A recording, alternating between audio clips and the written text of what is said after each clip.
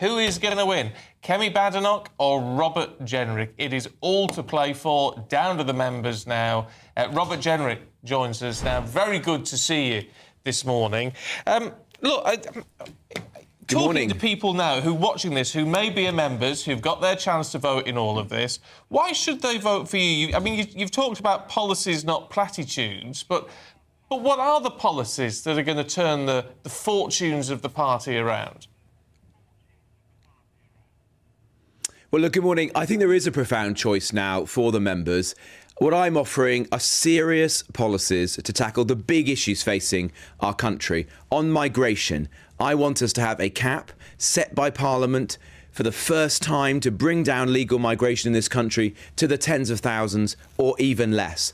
On illegal migration, I want us to leave the European Convention on Human Rights as the only way in which we will secure our borders, end illegal migration, get the dangerous foreign criminals and terrorists out of our country. I also want us to get real growth going again in this country with cheap and reliable energy, giving our young people real skills, not just low-value degrees, getting people off welfare into the dignity of work, and building homes for young people. And I want to fix our public services, building a small state that actually works, not the big one today that keeps on failing, in particular in the NHS, empowering the good managers, getting rid of the bad ones so we can deliver a good quality service to the patient and protect the taxpayer. That's what I offer, not just platitudes, not more disunity and division going off down rabbit holes, but really addressing the big challenges facing this country and regaining the trust and the confidence of a sceptical public. And there's people in your party who are very sceptical as well, very sceptical about you and your sudden conversion to the right. Anna Soubry describing you as a full-fat subscriber to David Cameron in 2014, a One Nation Tory.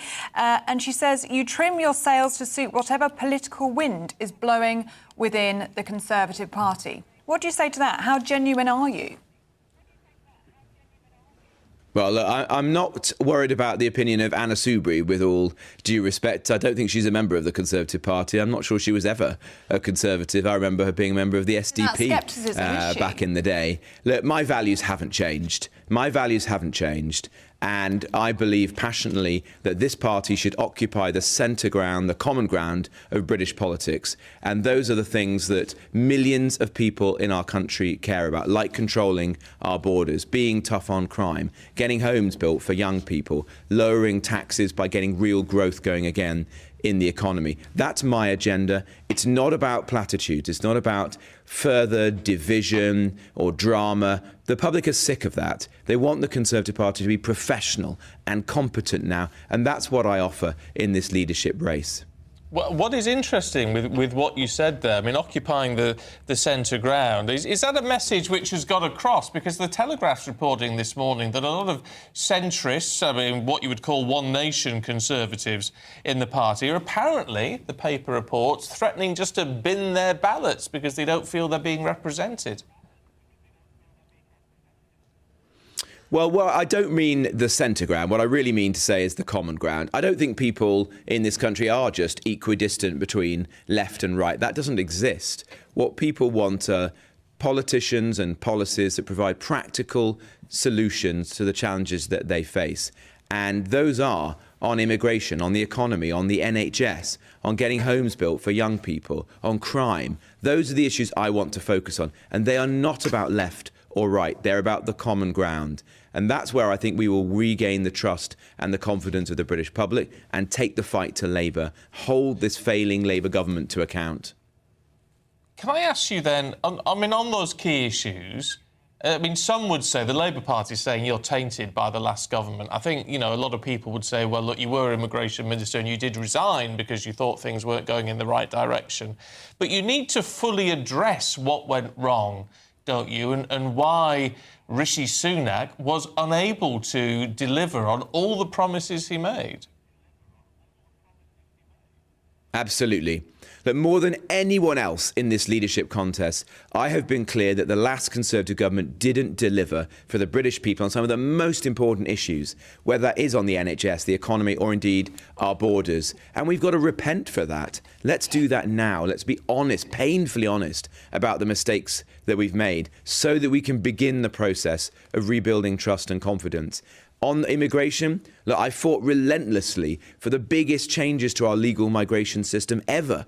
And that will bring down the number of people coming into this country by 300,000 every year. And you're starting to see that in the numbers. But I never saw that as the end. I saw it as the beginning. And that's why I think it's so critical that we have this cap set by Parliament in the tens of thousands. So we get back down to our historic norms. I'm the only candidate stood in this leadership contest who is promising that. And on illegal migration, I ultimately chose to resign from the cabinet because the Prime Minister and everyone who was in his cabinet at the time were willing to go along with a version of the Rwanda policy that simply wasn't going to work.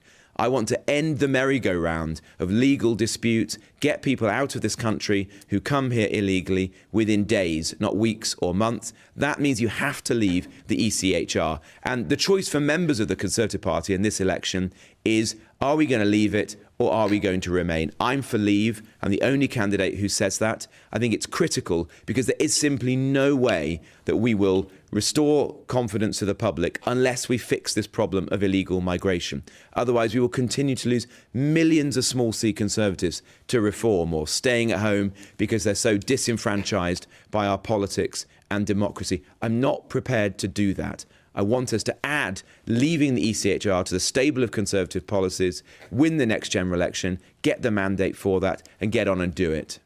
Well, I'm glad you've mentioned reform because they are threatening your very existence at the moment, aren't they? And especially with Kemi Badenoch and with yourself, it's clear that the Tory party now is going to swing to the right. You are offering that right-wing vote. That Nigel Farage, you lost many votes to him and the Reform Party in the last general election. You've previously said you would welcome him in to the Tory party. Do you still believe that?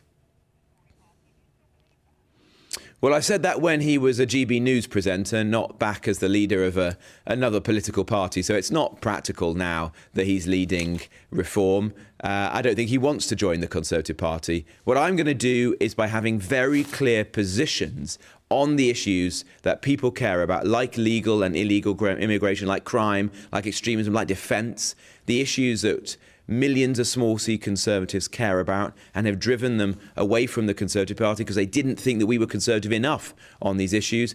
I'm going to be crystal clear. And as a result of that and my record, the fact that I fought for these policies in government and ultimately chose to resign when I couldn't get any more and make the case in Parliament and the country for change, I'm going to hopefully bring those people back to us. Make the Conservative Party the natural home for small C Conservatives again. And you're already starting to see that. People joining my campaign who had previously said that they were going to vote Reform. Nigel Farage himself sounds rattled. He is worried that if the party was led by someone like myself, with my record and my policies, we would make Reform redundant. That's my job. That's what I need to do.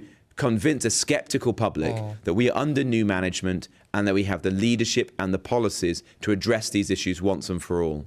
Would you serve under Kemi if she wins? Well, I've got a lot of respect for Kemi and we are good friends, and I think that both of us would adopt the position of serving our party regardless of who is its leader. But I want to win this contest. I'm working extremely hard to persuade the members. And for them, there's a big choice. I think it's a profound choice. And on the issues we've just been debating, it is, do you want to have a cap set by Parliament or not? I do. Kemi doesn't. Do you want to leave the ECHR and restore control of our borders? I do. Kemi's not prepared to do that. She thinks that it's reformable. These are the choices that members need to make. And this leadership contest is our opportunity to settle these big questions and then move forward and unite around the answers. How do you feel about debating Kemi Badenoch on GB News next week? Well, I'm looking forward to it. I've said that this is a big job and you should be prepared to do interviews like this one this morning. You should put yourself, in the line of fire for as much scrutiny and accountability as possible. And I will debate Kemi wherever, whenever. And I'm very much looking forward to doing it in the first instance on GB News. We look forward to it as well. Really good to talk to you this morning. Thank you. Well, of course, here on Breakfast, we have an open invitation to Kemi Badenoch. If she would like to come on this show and just do what Mr. Jenrick did, then she's welcome anytime she likes. Drop us a line. We shall squeeze you in.